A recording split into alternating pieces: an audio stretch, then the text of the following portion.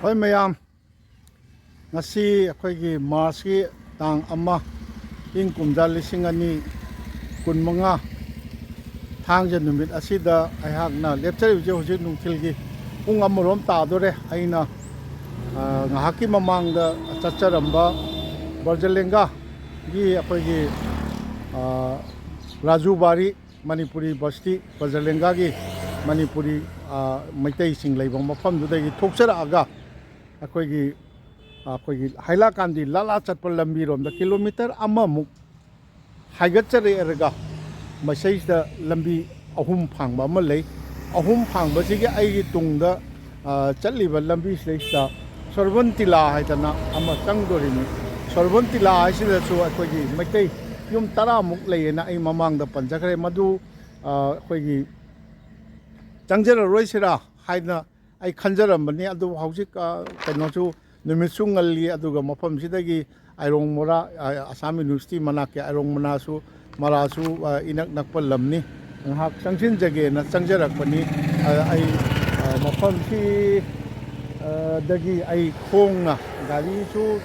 changbadi mali adu ai ngasai ahanbada station leptara mabani auto rickshaw driver na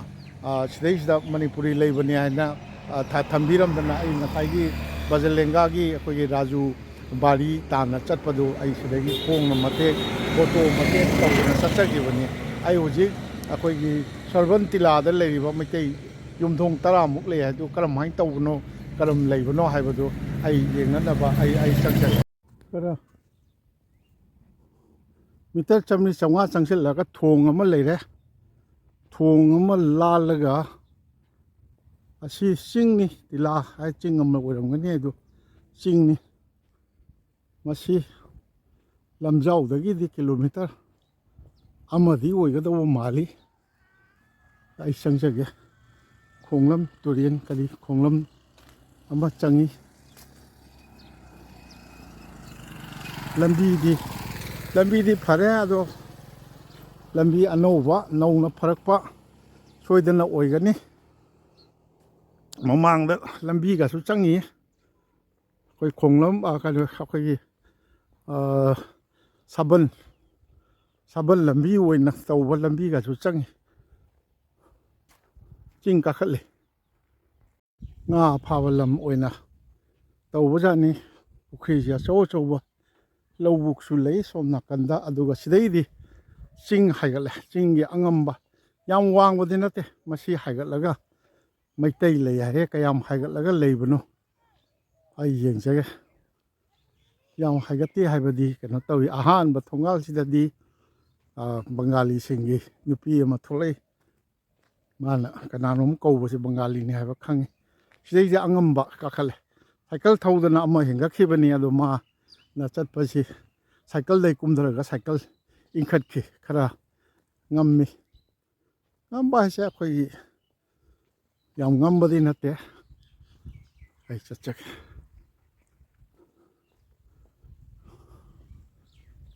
si angamba kakale singdumni singdongi angamba kakalak pa loire yum si sumai tawna singdongi pung haitari ni adugi mathak ta taba oh dada hello Manipuri bari koto dur samne acha mamangda leide he taitai si nuksa sawa jada koi Manipur gi yak kale nuksa sawa ka cham manare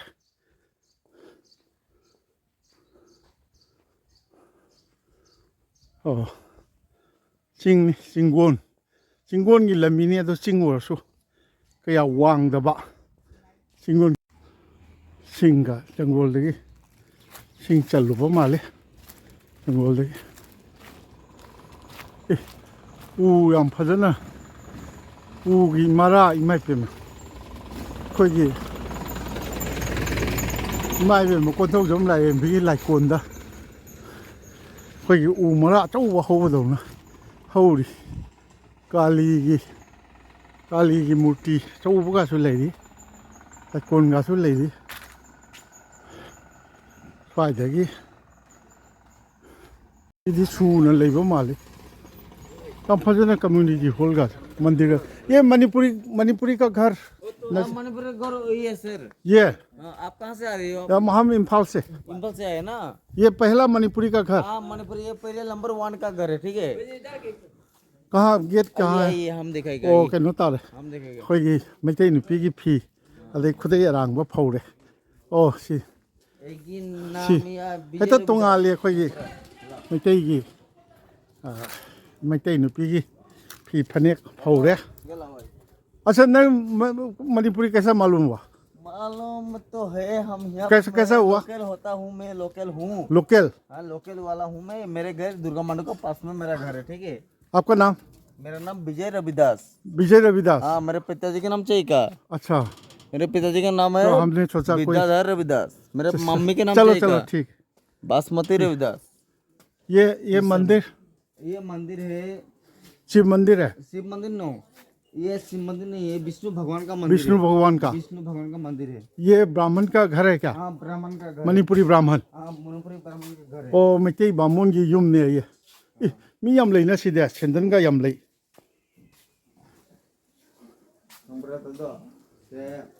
मी ले रहा हूँ ता कौन सा ना ओ आएगा वो ये मी कना लेके ओ आखो लाइक करूँगा ऐसा वो विष्णु भगवान का मंदिर है। हाँ वो विष्णु भगवान का मंदिर है। आएगा वो भी रबड़ा ओ बामोन ना तना सेवा तो भी रिबा ये फैन आदुंगा ना चीनी ना जय श्री कृष्ण अजीनी ना कहीं ने कोई चीनी ना बामोन याउदर दी लाएगी सेवा तो वो याद ये बोलती है बा कोई ने याम फजक रहे आईडी इम्फाल की नहीं ओजा ओजा ने करी कयुम नो ओजा की युम लो सिबो ओ आई ओजा मिंग करी सुरोजो खीरोजो कयुम नो हाँ हिरुबम खीरोजो मैम दर्शन के लिए आया ना आप लोग बंगाली या बंगाली इधर का नहीं हम लोग का मेडिकल का। अरे इतना दूर से ये मंदिर नामी है क्या इस साइड में नामी है सर। अच्छा जागृत है मंदिर। ओ अच्छा जागृत मंदिर है, विष्णु भगवान का जागृत मंदिर है। हाँ जी मालिक का नाम है खिरात सिंह। खीरत सिंह हाँ। अच्छा यंगव्यू कोई की मेडिकल दी कितना 18 किलोमीटर होगा इधर से हाँ 20 किलोमीटर होता है यहाँ से। 20 किलोमीटर यंगव्यू मेडिकल दी कोई की सिलचर मेडिकल कॉलेज ने अदू की कांगू ने मोई लाइजे सी की ओजा खीरोदान सेवा चपीरिबा आईडी कृष्ण मंदिर अदुम हाइजरगे को सिरिब अदो मागी मंदिर सी याम ममिंग लेबा कनो तौदन लेरमी सिजु अंगकपनि आई श्री भगवान श्री कृष्ण की आई दर्शन फंगजोना आई इबुंगोना चिंजिन बिदना होइने विष्णु एक ही है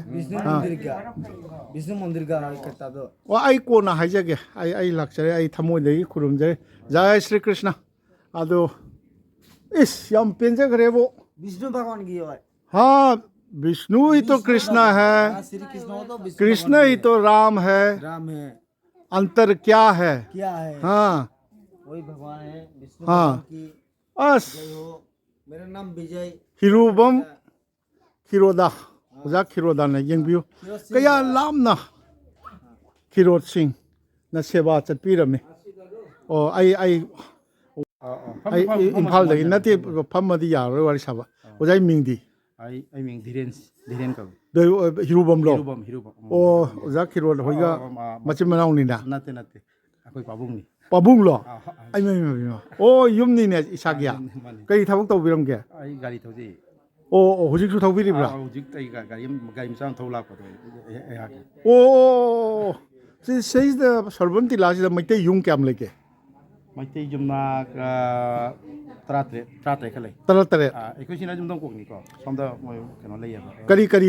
करी सागै युमनाक्ति करी काराम सिगी हिरुबम लेरा जुमम तने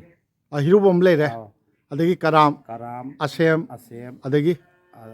ꯀꯔꯥꯝꯒ ꯑꯁꯦꯝ ꯈꯛꯇꯅꯤ ꯑꯣ ꯌꯨꯝꯅꯥꯛ ꯑꯍꯨꯝꯁꯤꯒꯤ ꯌꯨꯝꯀꯣꯛ 13 ꯂꯣꯝ ꯂꯩꯌꯦꯕ ꯑꯩꯈꯣꯏꯒꯤ ꯌꯦꯟꯗꯦꯝꯕꯝꯗꯤ ꯃꯅꯤ ꯈꯜꯂꯦ ꯌꯦꯟꯗ꯭ꯔꯦꯝꯕꯝꯁꯨ ꯂꯩꯌꯦꯕ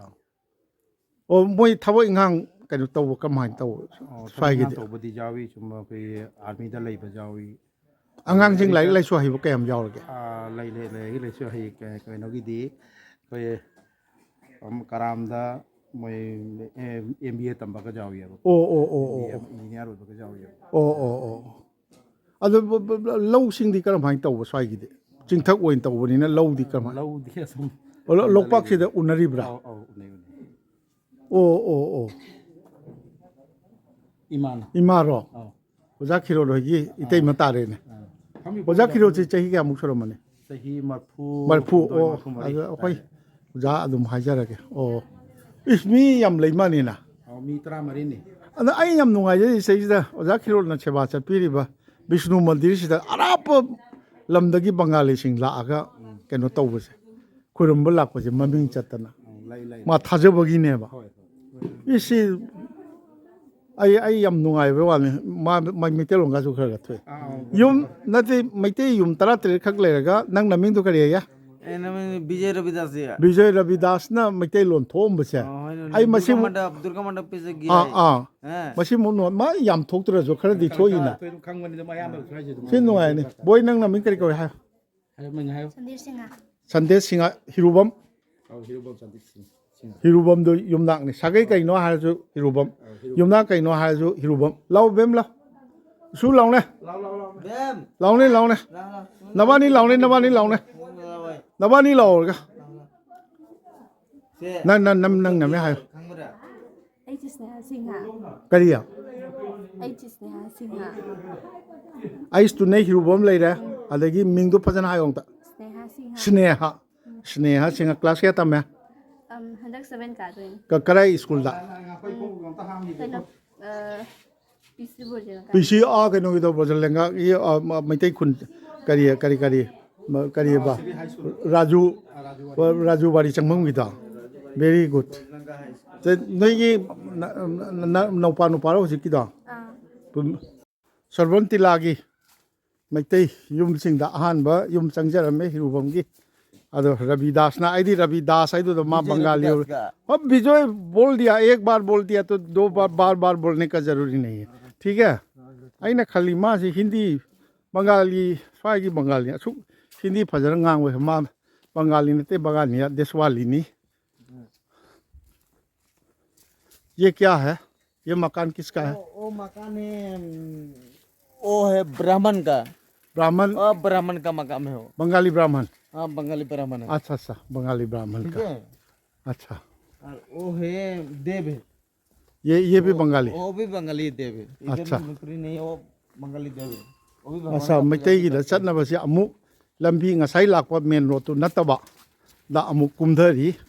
सीजु लंबी सी सही मंगा था ये जो रास्ते में जो कंक्रीट ब्लॉक लगाया ना हाँ कितना साल हो गया ऐसा लगाया हुआ ये तो लगाने हुआ ना हो गया 1 साल हो रहा है हाँ 1 साल 1 साल और चाहिए मरोम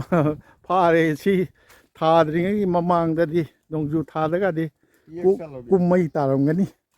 अदुनी अदो अखोगी लमसिंगसी आसामगी लमसिंगददी आसासी अखोइना चाही ngasiदगी चाही 10 gi 10 gi matungda oirakadaba phibamdu manglandu mangbirega mamidu ubirega plan tawhanjaningi akhoi asyam lawaini thawaini akhunung lambi nuaite gaina yum hongdokpa mafam kaino tawba kedobna mitei likthabasi masi akhoigi ai oinade ai tawhanjaningte ani suba mitei gi sarvanti lada ngasagi hirubam मंदिर ले होदुगी yum चंगजरो मतुंगा खोई रविदास का इबानी लक्सरगा मोय yum काजरई yum सी yum दि नुगाइना लेबा माली मा मिते loan खंगी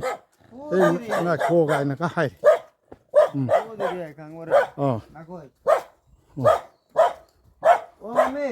ए अखोई दासना पुबीदना चंगक पसे सिदैदा अदो युम सी 이베ꯝ ꯑꯁꯤ ꯌꯨꯝꯕꯨꯔꯦꯝꯕꯤ ꯏꯕꯦꯝ ꯆꯥꯛ ꯆꯥ ꯂꯩꯔꯝꯃꯤ ꯑꯗꯣ ꯉꯥꯏꯍꯥꯛ ꯉꯥꯏꯗꯅ ꯃꯣꯏꯅ ꯆꯧꯀꯤꯒ ꯊꯥꯡꯗꯣꯛꯇꯅ ꯁꯤ ꯀꯩꯌꯨꯝꯒꯤ ꯌꯨꯝꯅꯣꯁꯦ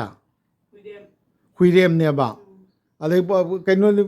ꯏꯆꯥꯅꯨꯄꯤ ꯑꯍꯨꯝ ꯆꯞ ꯃꯥꯟꯅꯕ ꯆꯥꯎꯁꯪꯕ ꯆꯞ ꯃꯥꯟꯅꯕ ꯑꯍꯨꯝ ꯀꯣꯂꯦꯖ ꯆꯠꯄ ꯃꯥꯜꯂꯦ ꯍꯜꯂꯛꯏꯁꯤ ꯀꯃꯥꯏꯅ ꯇꯧꯕꯅꯣ ꯀꯣꯂꯦꯖꯇꯤ ꯍꯜꯂꯛꯏꯅꯤ ꯐꯥꯏꯕꯣꯛꯅꯤ ꯐꯥꯏꯕꯣꯛꯂꯣ ꯃꯣꯏ ꯑꯅꯤ ꯈꯛꯇꯔ ꯑꯍꯨꯝꯂꯣ ꯆꯪꯈ꯭ꯔꯤꯗꯨꯕꯣ ꯑꯅꯤꯈꯛꯅꯤ ꯆꯪꯉꯛꯏꯗꯣ ꯑꯅꯤꯅꯦꯕ ꯅꯨꯄꯤ ꯑꯗꯒꯤ ꯅꯨꯄꯤ ꯃꯆꯥ ꯑꯃ ꯍꯥꯟꯅ ꯂꯩꯔꯝꯕꯗꯨꯗꯤ ꯑꯗꯨ ꯍꯟꯗꯛ ꯃꯦꯇ꯭ꯔꯤꯛ ꯊꯥꯔꯤ ꯍꯟꯗꯛ ꯊꯥꯔꯤꯕ ꯑꯗꯒꯤ ꯀꯩꯅꯣꯅꯦ ꯑꯩꯒꯤ ꯃꯥꯏꯀ꯭ꯔꯣ ꯑꯠꯆꯥ ꯑꯗꯒꯤ ꯀꯩꯅꯣꯗꯤ ꯏꯕꯦꯝ ꯃꯣꯏ ꯅꯨꯄꯥꯗꯤ ꯀꯩ ꯊꯕꯛ ꯇꯧꯔꯤ ꯀꯔꯤ ꯃꯃꯤꯡ ꯀꯧꯏ ꯒꯥꯔꯤ ꯊꯧꯔꯤꯗꯤ ꯒꯥꯔꯤ ꯊꯧꯔꯤꯌꯥ ꯌꯨꯝꯗ ꯂꯩꯇꯦ ꯑꯣ ꯏꯕꯦꯝꯗꯤ ꯀꯔꯤ ꯂꯝ ꯅꯤꯉꯣꯅꯣ ꯑꯩ ꯗꯥꯔꯤꯕꯣꯟ ꯉꯔꯥꯒꯤ ꯂꯥꯂꯥꯒꯤ ꯀꯩꯌꯨꯝꯅꯣ ꯇꯥꯡꯉꯕꯝ ꯀꯥꯡꯉꯕꯝ ꯑꯣ ꯒꯥꯔꯤ ꯑꯗꯩ ꯀꯩꯅꯣꯗꯤ ꯂꯧꯁꯤꯡꯗꯤ ꯁ꯭ꯋꯥꯏꯒꯤ ꯂꯧꯁꯤꯡ ꯂꯩꯕ꯭ꯔꯥ ꯂꯩ ꯂꯩꯌꯥ ꯅꯆꯥꯅꯨꯄꯤ ꯑꯍꯨꯝꯗꯣ ꯑꯃꯨꯛꯇ ꯀꯩꯅꯣ ꯇꯧꯒꯦꯕ ꯑꯗꯨ ꯂꯥꯛꯑꯣꯅ ꯏꯕꯦꯝꯒꯤ ꯃꯤꯡꯗꯤ ꯍꯪꯗꯦ ꯑꯩꯅ ꯇꯧꯔꯤꯁꯦ ꯀꯔꯤ ꯔꯤꯅꯥ ꯀꯧꯔꯤ ꯔꯤꯅꯥ ꯂꯂꯥ ꯅꯤꯉꯣꯜ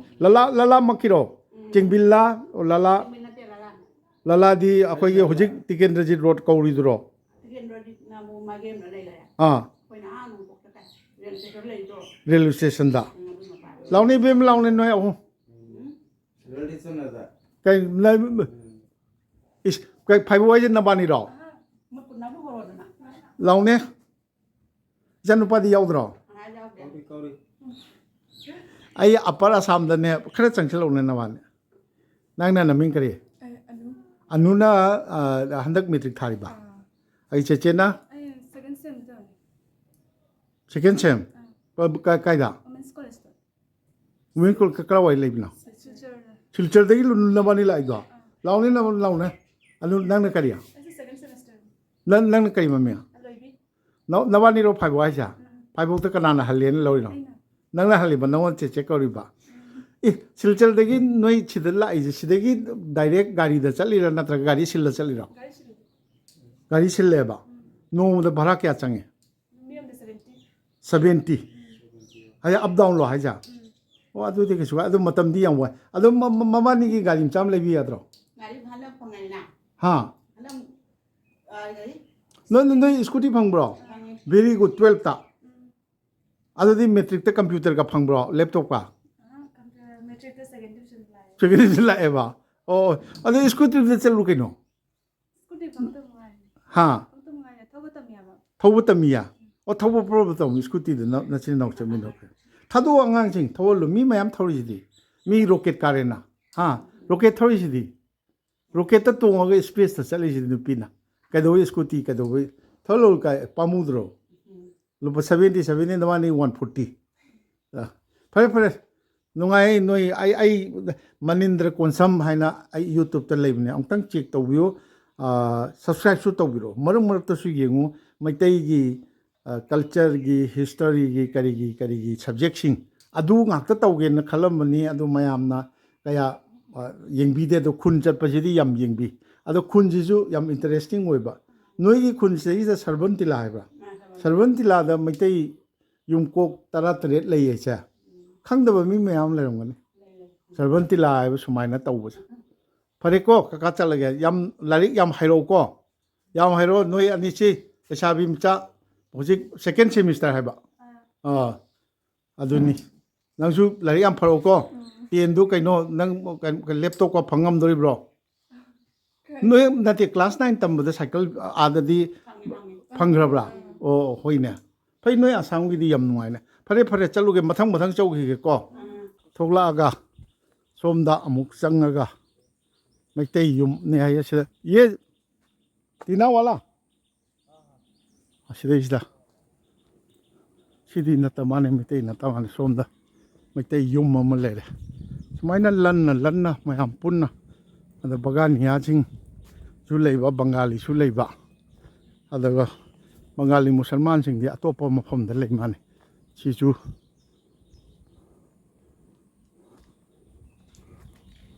ꯃꯩꯇꯩꯒꯤ ꯌꯨꯝꯅꯤ ꯍꯥꯏ ꯑꯩ ꯆꯪꯖꯒꯦ ꯊꯣꯡꯒꯥꯟꯁꯤ ꯁꯨꯃꯥꯏꯅ ꯂꯣꯜꯂꯤ ꯃꯩꯇꯩꯒꯤ ꯌꯨꯝꯅꯤꯗꯤ ꯁꯣꯏꯗ꯭ꯔꯦ ꯁꯤꯗ ꯃꯩꯇꯩ ꯅꯨꯄꯤꯒꯤ ꯐꯤꯁꯤꯗꯤ ꯁꯣꯏꯗ꯭ꯔꯦ ꯑꯩꯈꯣꯏꯒꯤ ꯈꯨꯗꯩꯗꯤ ꯀꯅꯥꯒꯨꯝꯕ ꯕꯪꯒꯥꯂꯤꯁꯤꯡꯒꯤ ꯑꯇꯩ ꯑꯇꯩ ꯖꯥꯇꯤꯒꯤ ꯀꯩꯅꯣꯗꯁꯨ ꯈꯨꯗꯩꯒꯗꯤ ꯌꯥꯜꯂꯝꯕ ꯑꯗꯨꯝ ꯊꯦꯡꯅꯩ ꯑꯗꯨꯒ ꯑꯩꯈꯣꯏꯒꯤ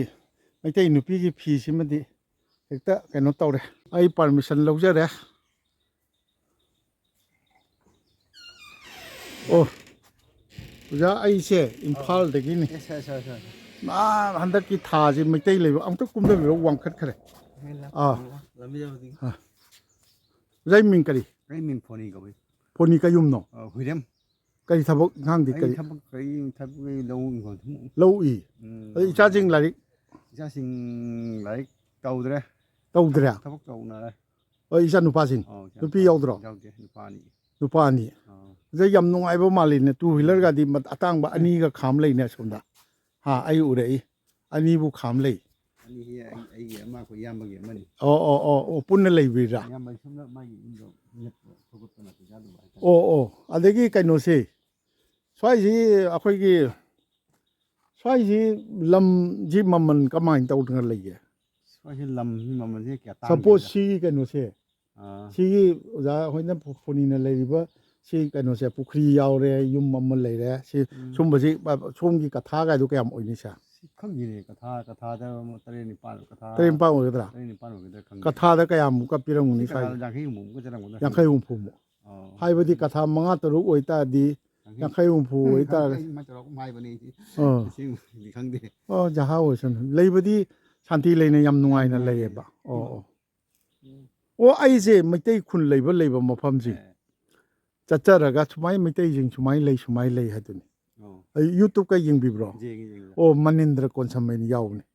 ꯑꯣꯖꯥ ꯐꯣꯅꯤꯒꯤꯁꯨ ꯊꯣꯛꯂꯛꯅꯤ ꯑꯣꯖꯥ ꯐꯣꯅꯤ ꯆꯍꯤ ꯀꯌꯥ ꯁꯨꯔꯒꯦ ꯆꯍꯤ ꯌꯥꯡꯈꯩꯒ ꯑꯗꯨꯗꯤ ꯑꯩꯈꯣꯏꯅ ꯌꯥꯝ ꯍꯜꯂꯦ ꯑꯗꯣ ꯃꯤꯡ ꯑꯗꯨꯝ ꯍꯥꯏꯔꯁꯨ ꯌꯥꯔꯦ ꯑꯗꯨꯕꯨ ꯑꯦꯅꯤꯋꯦ ꯏꯕꯦꯝ ꯍꯣꯏꯗꯤ ꯂꯩꯇꯕ꯭ꯔꯣ ꯁꯣꯝ ꯆꯠꯈꯤ ꯑꯁꯣꯝꯗ ꯃꯣꯕꯥꯏꯜ ꯄꯥꯏꯕ ꯑꯃ ꯀꯩꯅꯣ ꯃꯨꯇꯨꯝꯂꯥ ꯃꯨꯇꯨꯝ ꯅꯠꯇꯦ ꯑꯩꯈꯣꯏ ꯏꯌꯥꯝꯕꯒꯤ ꯅꯠꯇꯦ ꯅꯨꯄꯤ ꯃꯆꯥ ꯐꯥꯏꯕꯣꯛ ꯄꯣꯛꯄꯗꯣ ꯃꯣꯏꯗꯤ ꯆꯠꯈꯤꯕꯅꯤ ꯃꯣꯏꯗꯨ ꯀꯔꯤ ꯌꯨꯝꯅꯥꯛꯑꯦ ꯃꯣꯏ ꯍꯨꯏꯔꯦꯝꯅꯤ ꯍꯨꯏꯔꯦꯝ ꯍꯥꯏꯕ ꯍꯨꯏꯔꯦꯝꯗ ꯂꯥꯛꯑꯝꯕꯗꯣ ꯄ꯭ꯔꯕꯞ ꯆꯪꯁꯤꯟꯈ꯭ꯔꯦ ꯑꯗꯨꯗꯤ ꯁꯤꯅ ꯑꯍꯨꯝꯁꯨꯕ ꯌꯨꯝꯅꯤꯀꯣ ꯑꯩꯈꯣꯏꯅ ꯆꯪꯉꯛꯏꯁꯦ ꯀꯩꯅꯣꯒꯤ ꯆꯪꯉꯛꯑꯦ ꯃꯟꯗꯤꯔ ꯂꯩꯕꯗꯨ ꯆꯪꯉꯛꯑꯦ ꯑꯗꯩ ꯃꯣꯏ ꯆꯪꯉꯦ ꯁꯤ 13 ꯂꯩꯔꯤꯁꯦ ꯃꯅꯤꯡꯂꯣꯝ ꯑꯗꯨ ꯑꯃꯨꯛꯇꯪ ꯃꯊꯪ ꯆꯠꯆꯔꯨꯒꯦ ꯅꯠꯇꯦꯅꯦ ꯑꯗꯨ ꯊꯛꯄ ꯌꯥꯗ꯭ꯔꯦ ꯑꯗꯨ ꯍꯥꯏꯕꯤꯔꯤꯗꯨꯅ ꯍꯦꯟꯅ ꯄꯦꯜꯂꯤ ꯌꯥꯔꯦ ꯍꯨꯃꯥꯡ ꯏꯁꯤꯡ ꯊꯛꯑꯒ ꯑꯃꯨꯛ ꯍꯦꯟꯅ ꯍꯨꯃꯥꯡ ꯁꯧꯅꯕꯅꯤꯅꯦ ꯐꯔꯦ ꯏꯁꯤꯡ ꯊꯛꯆꯒꯦ ꯑꯩꯈꯣꯏꯒꯤ ꯐꯣꯅꯤꯅ ꯏꯁꯤꯡ ꯑꯏꯪꯕ ꯒ꯭ꯂꯥꯁ ꯑꯃ ꯑꯍꯥꯎꯕ ꯑꯃ ꯄꯤꯊꯛꯄꯤꯔꯦ ꯑꯩꯗꯤ ꯏꯁꯤꯡꯁꯦ ꯇꯁꯦꯡꯅ ꯏꯁꯤꯡ ꯊꯛꯆꯤꯜꯂꯒ ꯈꯥꯡꯉꯝꯗꯦꯕ ꯑꯗꯣ ꯃꯥꯅ ꯍꯥꯏꯔꯤꯁꯤꯗꯤ ꯌꯥꯝ ꯂꯟꯅ ꯂꯩꯕ ꯄꯨꯟꯅ ꯂꯩꯇꯕꯅꯦꯕ ꯃꯩꯇꯩꯁꯦ चलसी तीसरा घर आ गया चौथी और अमा नहीं चलगा अदम कनो तौरगेदा हो चोमलपना ताबद चके खरा हाइबिरो ओए फोनी जहाँ ज्यादा है उधर में जाएगा उधर में जाके खत्म करेंगे ठीक है हेता हंगे खनबने हे हंगौदा तौना तौई सी इसिंग दी कमाई तौई इसिंग इसिंग दी पाइप की लाई पाइप फजन फंगे मई फजन फंगे मई फजन इसिंग याम लाई जाम फै सी असेंबली केंद्र धलाई चिंगिरा कइनो धलाई रो कइनो धलाई एबदी नोय मोय थारे हे नोंमगी पुंग अनि हुम नते आई हादी असेंबली की वोट के केंद्र से करी चिंगेबा नोजा केंद्र से इबु खंगे ओस लोइरे हे खंगे ओजा इसु थिग लाख कुइद्री काय दे लाइनो आई लाख बदि इदी मपान सम लाई बने दी तक खनक चही मु चही फाद्रे नते अदो मीदी स्वाई गिराबा मीदी स्वाइगिनी स्वाइगिनेबा अंगांग ओइने मपान काय लेरोगे आइजोल दसु लेरुगे आइजोल दा काय दोरमिनो आइजोल वक फिरमे करावाइदा आइजोल से रामरुन सुरम आइजोल दा लेरम कयम कुइरा ई चाइजोल से चाकुइ लेरे कयम कुइन लेरागे तही कुनले गाम को थांग लेंगो तो आइसो आइजोल लेरमी जकाइ लेम आई 93 थादोकपनि 91 दगी 93 बाउ आइजोल लेरमी 79 दगी 81 भाव हम लेरमी अनिरक लेरमी आइजोल कुदा लेरमी इलेक्ट्रिक बैंक ले कना लेबिदो जी कना उजा करे करे न कनो खंबरा अखोइगे चित्ररंजन खंबरा चित्ररंजन दो मोई अहान बो लाकपदा आइगी युमदा इलेक्ट्रिक बैंक दा आइगी युमदगी हौग्रिनी चित्ररंजन अनवार नम लेरम दो खंबरा निरंजन ओ मचे बनाव निरंजन दा अहुम लगे सुबे अंदुगे इलेक्ट्रिक बैंक दा माइनो कना जाम लेबिंगे कना याम लेबनी अच्छा अच्छा ओ नंग कौरमबसु याय मनिंद्र कोनसम केम सिंगाइना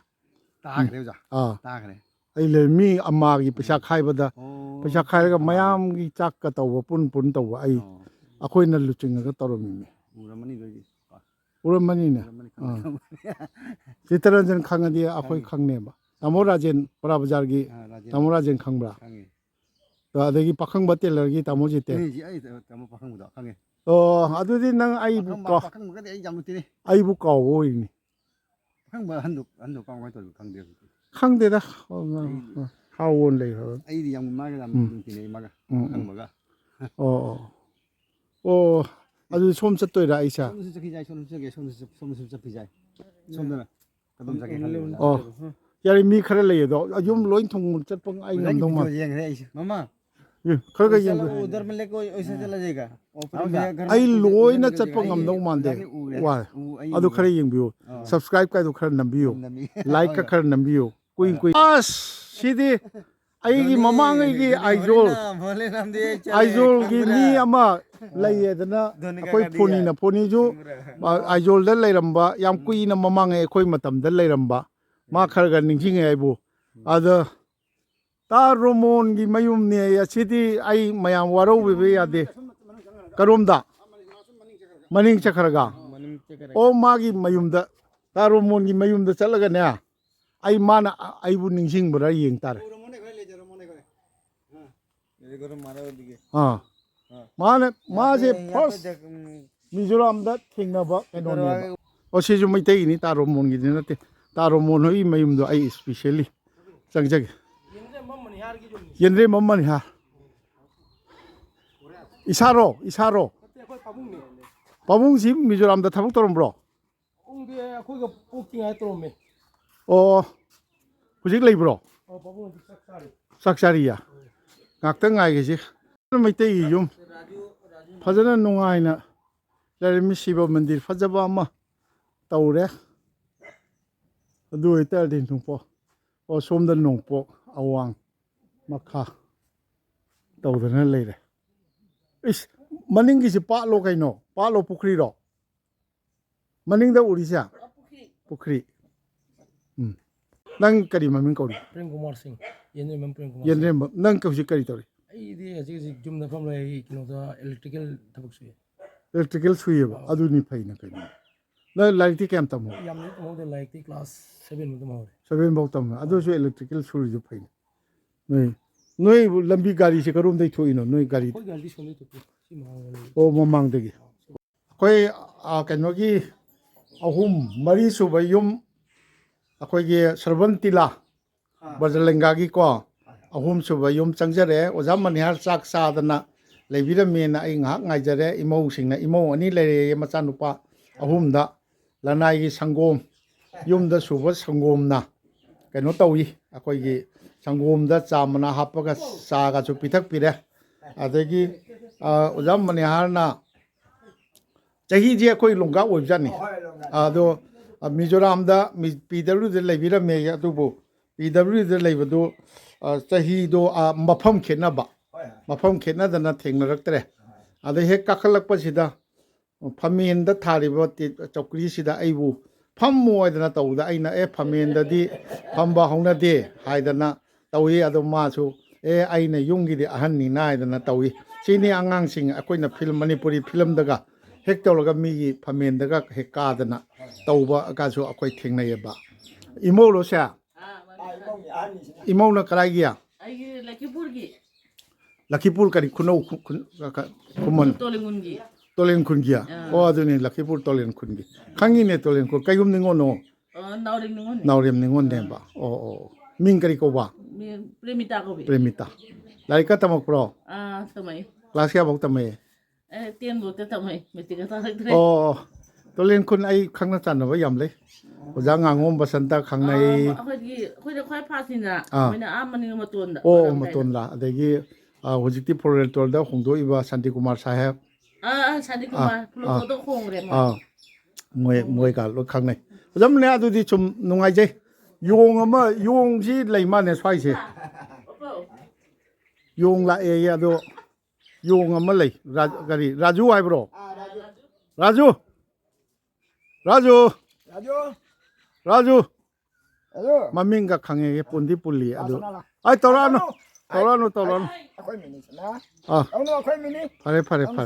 파레 시니 아묵 톡자게 아도 그이놈 버닝다 이찬누피수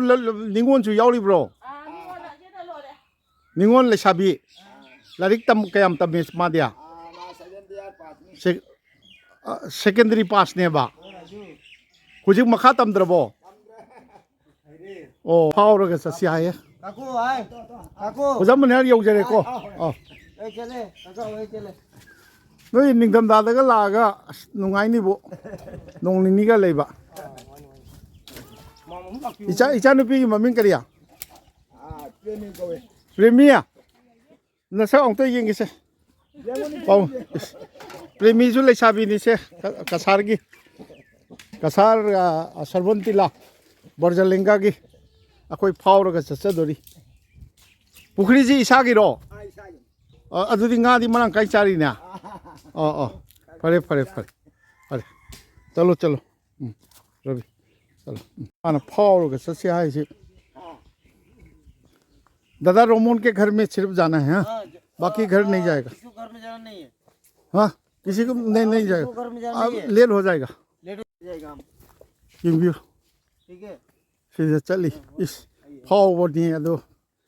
नोंजू थादगा दी फिबों के तादो लंबी नते अदो ऐ किहों के हम थाइन है सीधे ये किसका ये ओ वही मनियार सिंह ओ दादा मनियार का अच्छा वो बिसरा है अच्छा, अच्छा। अनारस का है वो चलो। उसका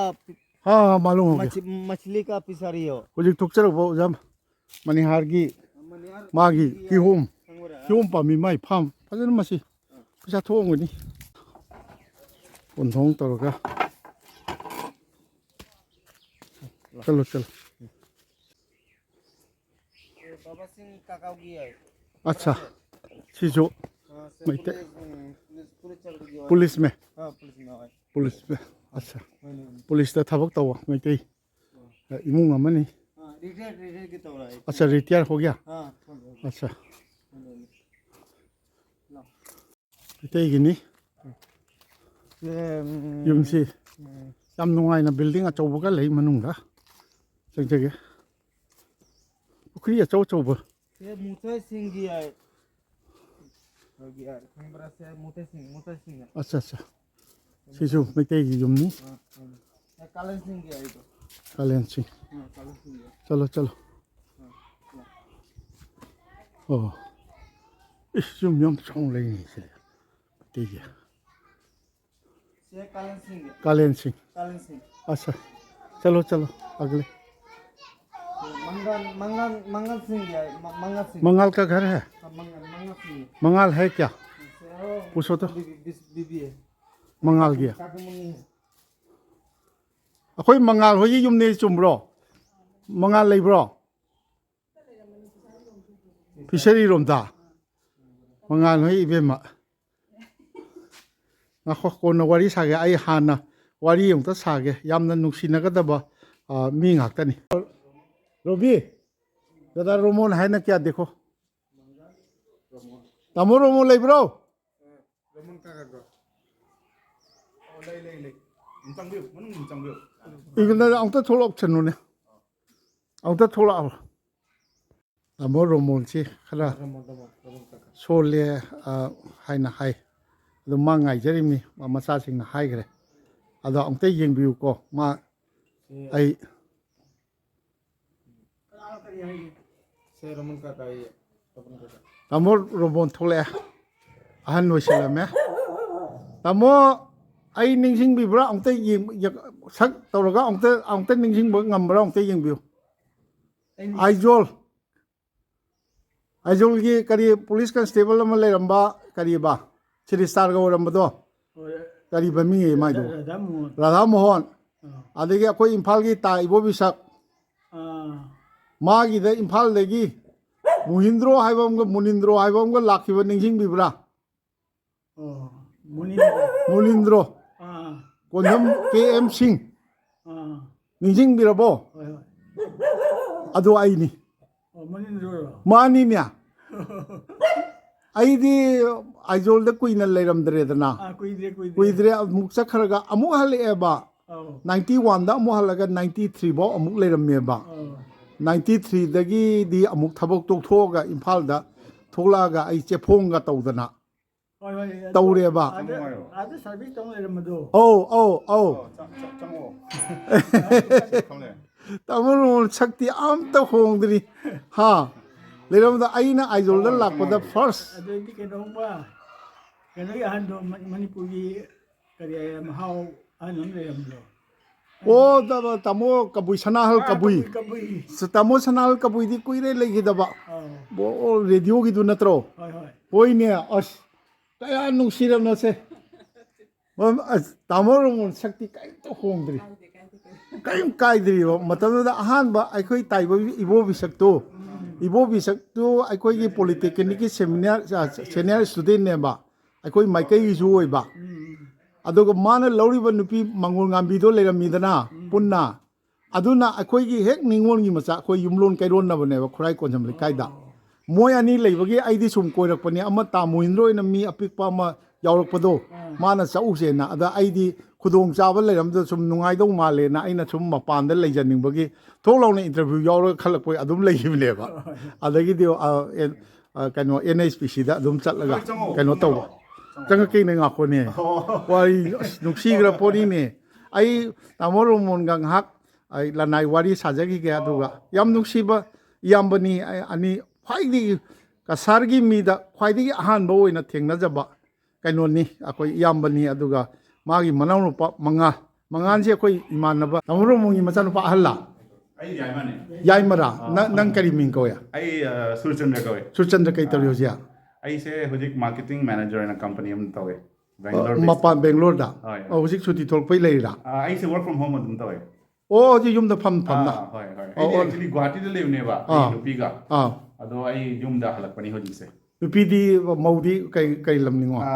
ꯒꯨꯋꯥꯍꯥꯇꯤꯒꯤꯅꯤ ꯃꯩꯇꯩꯅꯤ ꯒꯨꯋꯥꯍꯥꯇꯤꯒꯤ ꯑꯥ ꯑꯣ ꯑꯠꯆꯥ ꯑꯦꯅꯤꯋꯦ ꯐꯔꯦ ꯑꯗꯨ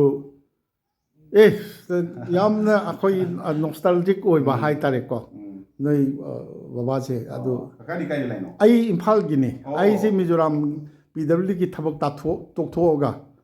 13 yearsꯃꯨꯛ ꯇꯧꯔꯝꯃꯤ ꯑꯗꯣ ꯃꯤꯖꯣꯔꯥꯝꯗꯗꯤ ꯄꯨꯔꯥ ꯂꯩꯇ꯭ꯔꯕ ꯑꯣꯟ ꯗꯤꯄꯨꯇꯦꯁꯟ ꯑꯩꯈꯣꯏꯒꯤ ꯅꯦꯁꯅꯦꯜ ꯍꯥꯏꯗ꯭ꯔꯣ ꯏꯂꯦꯛꯇ꯭ꯔꯤꯛ ꯄꯥꯋꯔ ꯀꯣꯔꯄꯣꯔꯦꯁꯟꯗ ꯑꯣꯜꯃꯣꯁ 10 years ꯀꯣꯏꯆꯠ ꯆꯠꯇꯅ ꯂꯩꯔꯝꯃꯒ ꯑꯃꯨꯛ ꯍꯜꯂꯛꯑꯦꯕ 91 to 93 ꯑꯗꯨꯒ ꯊꯕꯛ ꯇꯣꯛꯊꯣꯛꯑꯒ ꯁꯅ ꯊꯣꯡꯉꯦꯅ ꯃꯟꯊꯂꯤ ꯑꯃ ꯇꯧꯔꯝꯃꯤ ꯑꯗꯩꯗꯤ ꯁꯨꯝ ꯇꯧꯗꯅ ꯑꯩ ꯈꯕꯔꯒ ꯑꯗꯨꯝ ꯁꯝꯅꯗꯅ ꯀꯩꯗꯧꯗꯅ ꯑꯗꯨꯝ ꯋꯥꯔꯀꯤꯡ ꯖꯔꯅꯦꯂꯤꯁ ꯑꯣꯏꯅ ꯂꯩꯔꯛꯄ ꯏꯇꯩꯃ ꯂꯩꯈꯤꯗꯕ ꯀꯌꯥꯝ ꯀꯨꯏꯔꯒꯦ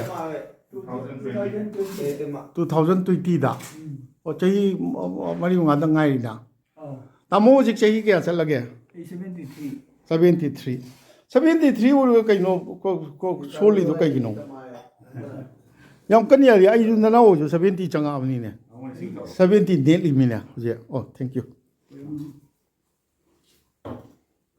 ꯑꯁ ꯅꯨꯡꯁꯤꯈ꯭ꯔꯕ ꯏꯌꯥꯝꯕꯅꯤ ꯑꯗꯣ ꯏꯌꯥꯝꯕꯒꯤ ꯌꯨꯝꯗ ꯂꯣꯏꯁꯤꯜꯂꯒꯦ ꯉꯁꯤ ꯑꯩꯅ ꯁꯔꯕꯟ ꯇꯤꯂꯥ ꯕꯖꯔꯂꯦꯡꯒꯥ ꯕꯖꯔꯂꯦꯡꯒꯥ ꯃꯅꯤꯄꯨꯔꯤ ꯕꯁꯇꯤ ꯇꯧ ꯔꯥꯖꯨꯕꯥꯔꯤ ꯁꯤꯗꯩ ꯅꯪꯅ ꯀꯔꯤ ꯃꯃꯤꯡ ꯑꯩꯅ ꯖꯣꯅꯤ ꯀꯧꯏ ꯍꯥ ꯖꯣꯅꯤ ꯙꯣꯅꯤꯒꯤ ꯃꯆꯥ ꯖꯣꯅꯤ ꯅꯣꯏ ꯙꯣꯅꯤ ꯑꯣꯏꯒꯗꯤ ꯈꯪꯗ꯭ꯔꯦꯗ ꯇꯥꯃꯣꯅ ꯏꯅꯥꯎ ꯅꯨꯄꯥꯁꯤꯡ ꯂꯣꯏ ꯄꯨꯁꯤꯜꯂꯛꯈ꯭ꯔꯦꯕ ꯇꯥꯃꯣ ꯃꯣꯟꯒꯤꯗ ꯔꯣꯃꯣꯟꯒꯤꯗ ꯐꯝꯅ ꯑꯩ ꯇꯥꯃꯣꯒ ꯁꯨꯝ ꯋꯥꯔꯤ ꯁꯥꯖꯒꯦ ꯃꯥ 73ꯅꯤ ꯑꯩꯈꯣꯏ ꯏꯊꯛꯅꯤ ꯑꯩꯈꯣꯏ ꯇꯥꯃꯣ ꯀꯧꯖꯔꯛꯄ ꯑꯍꯥꯟꯕ ꯑꯩ ꯊꯦꯡꯅꯖꯕ ꯀꯁꯥꯔꯒꯤ ꯃꯤꯅꯤ ꯍꯥꯏꯅ ꯑꯩ ꯍꯥꯏꯖꯕꯗꯣ ꯇꯥꯃꯣ ꯍꯣꯏꯅ ꯀꯔꯤ ꯄꯥꯈꯪ ꯃꯆꯥ ꯑꯣꯏꯔꯛꯄꯗ ꯇꯥꯃꯣꯁꯤ ꯁꯤꯗꯩꯁꯤꯗ ꯑꯩꯈꯣꯏꯒꯤ ꯁꯔꯕꯣꯟ ꯇꯤꯂꯥꯁꯤꯗ ꯑꯗꯨꯝ ꯄꯣꯛꯄꯅꯤ ꯑꯗꯣ ꯄꯣꯛꯑꯒ ꯇꯧꯔꯛꯄꯅꯤ ꯇꯥꯃꯣ ꯀꯃꯥꯏꯅ ꯇꯧꯔꯤ ꯆꯠꯊꯣꯛ ꯆꯠꯁꯤꯟ ꯀꯃꯥꯏꯅ ꯇꯧꯔꯤ ꯍꯥꯏꯗꯤ ꯂꯝꯖꯥꯎꯐꯥꯎ ꯆꯠꯄꯁꯤ ꯀꯔꯝꯍꯥꯏꯅ ꯂꯝꯕꯤ ꯑꯗꯨꯝ ꯂꯩꯔꯛꯄ꯭ꯔꯣ ꯃꯇꯝꯗꯨꯗ ꯑꯗꯨꯝ ꯂꯝꯕꯦꯟ ꯖꯪꯒꯥꯜ ꯃꯆꯥ ꯁꯨꯛ ꯆꯥꯎꯕ ꯑꯃ ꯂꯩꯌꯦ ꯑꯗꯨ ꯑꯗꯨꯝ ꯆꯠꯅꯔꯦꯀꯣ ꯅꯣꯡ ꯆꯨꯔꯗꯤ ꯂꯨꯞꯁꯜꯂꯦ ꯑꯗꯨꯅꯤ ꯇꯧꯋꯦ ꯁꯥꯏꯀꯜꯒ ꯀꯥꯏ ꯂꯩꯍꯧꯒꯦ ꯃꯥ ꯂꯧꯕꯨꯛ ꯑꯥꯗ ꯊꯕꯛ ꯁꯨꯔꯦ ꯃꯥ ꯊꯥꯞꯄꯦꯕ ꯌꯥꯝꯅ ꯊꯥꯞꯄꯦꯕ ꯍꯥꯏꯗꯤ ꯍꯥꯏꯔꯝꯃꯕꯅꯦ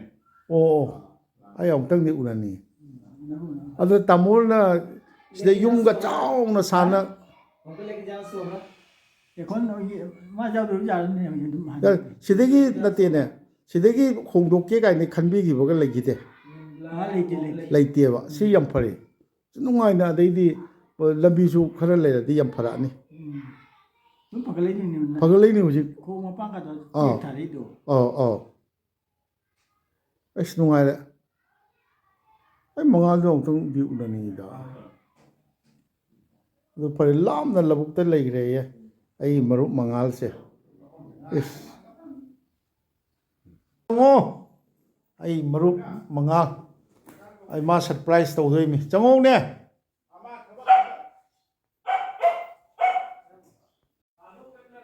तामोरोमोनगी मनाव नुपा मंगा हेक थंगनबनी माना नत्रा आदा मंगान से आईगी अहानबा फर्स्ट कसारगी फ्रेंड नि मिजोराम दा अदो मा सरप्राइज ओइना आई अंगता उनगे कदाय मंगान कदाय नो सिदा अंगता लाउने ना तो इस 제 आई मरो मा अंगता को इस इमाई में सकफम अंगता होंदिने कमने आई चलिसिना आई खंगदे नोई खुन्नी आई खंगदे असेंबगी नोई खुन्नी कईनो नंग यूट्यूब तुम उइएबा अदो नते अमतजो मेसेज अमतजो हाइरक्तना हरिमोहन जेईदुना उमु फोन तौरी हिजमे जे नरे हरिमोहन मी दु जे हाइजनबे जेईदे कागिबने का जेईदे की एसबीओ एसबीओ की कागिबनेबा ओइ बतरे अदुगा अदो मतलब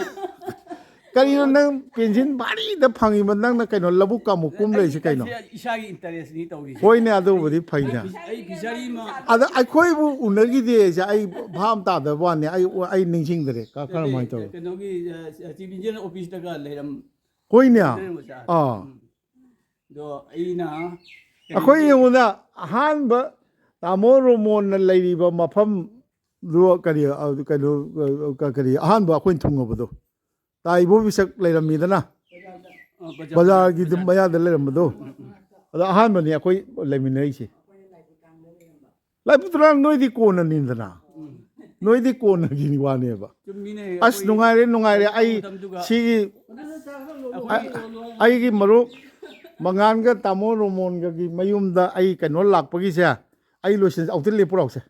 नाचिन नाउ सोमदा औते वोलुराउसे अस यारे से आई होंदुदा कइनो यूट्यूब लेरुबाइदो कनो तरिमिना सेइदा आइना ngasi अखोइगी करी सरबोंतिला बर्जलेंगा हाइब नत्रो बर्जलेंगा की सरबोंतिला सेइजा अखोइगी आइगी तामो याम्बा रोमोनगा आई मरुप मंगालगी मयुमदा ngasi लाक्सबगी सि मतंग असिदा लोसिनजगे अदो सिगी जइदा युम 13 ले यमतेगी मते युम 13 ने चुमरो हाँ से कोनुंग दौना आइना साइ जंगल में मंगल लाइगो चप मानगरे तौसे अदो मैसैजा लोसिनजगे अदो याम नुंगाय याफना तामोरो मोन आई वारी सानजरे कनो तौये होंदोके गाइना अमत खलखि देये अदो खंददना युम फजन सारा लेमिना मचा से याम नुंगाय याफना लेरे सिदा आई ngasi अखोई सरबोन तिला बर्जलेंगा अखोई कसारगी मफम सिदा लाक्सबसे सही तरा कुनी ममांगदि लंबी गासे नुंगाय मोइदा हुजिपुदी खरा फरेने आई खंगी अदुनी हुजिक याम फब मफम सिदा मैतै खुकन पांगना इशूसिंग करिसिंग यामबो माली अदो नुंगायना अंगता लिंग न लेबिरो इस आई खंगदे तसेंगा करिबा फोनी मयुम चंगदि खंगो फोनी ने वाली मा आइजोल दे लेरंबगी वाली सुम सारा कांदा आई खंगे इस अदुदी मगोंदा हाइरे रोबी दास ता इन हाइरे तमरो मोई मयुम चकदबने फरे फरे मफम सिदा आई लोसिनजगे महौसागुम सनाथोंगी मनिंद्र कोनसमना ताबीरिबा यंगबीरिबा ख्वाइगी मफमदा नोलुकचरी आई तामो कराम रोमोन अमदी आई मरुप मंगाल सही निफू हेले उनदबजे खो अदुई मतुंगदा उनजरिमी मोय मयुमदगी थोक्सरे आई आयरोंग मरादा हन्ननबा मैते युम माक्तनी सिदैदा पुला अखोई फमदना हंसिक लांग कालेंददी सारमगनीदा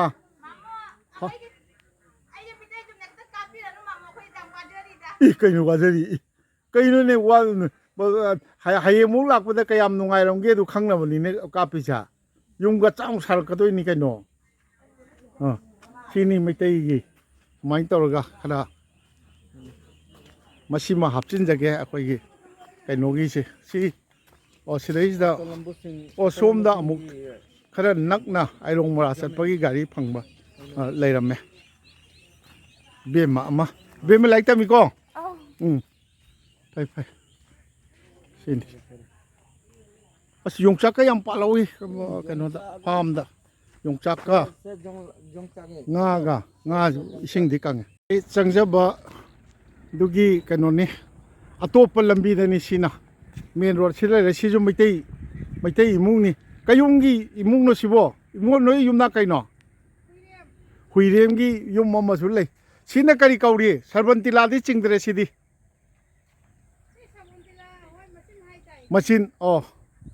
phare phare ai changaroi ge thenge ngai na re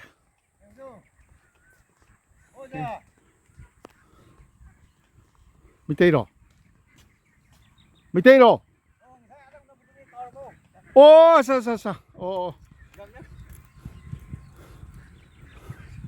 아까리 본인이 시대야 본인이 스타모로 뭐 오늘우리 해 아스둥시해 퍼레 본을 시대 이제 로실라게 아 그노 서번틸라 락보게 자랑가 생각들어. 델랭가 짱우리가 사이 짱우리 퍼레 아스둥아이 본이 탱나버데기 아이 마루 본이 탱나버데기 뿌라 그노 떠래 아이 얌 농시는 저희 나모로 모디 저희 니푸 때레 니판기 마뚱데 우나리미 누아야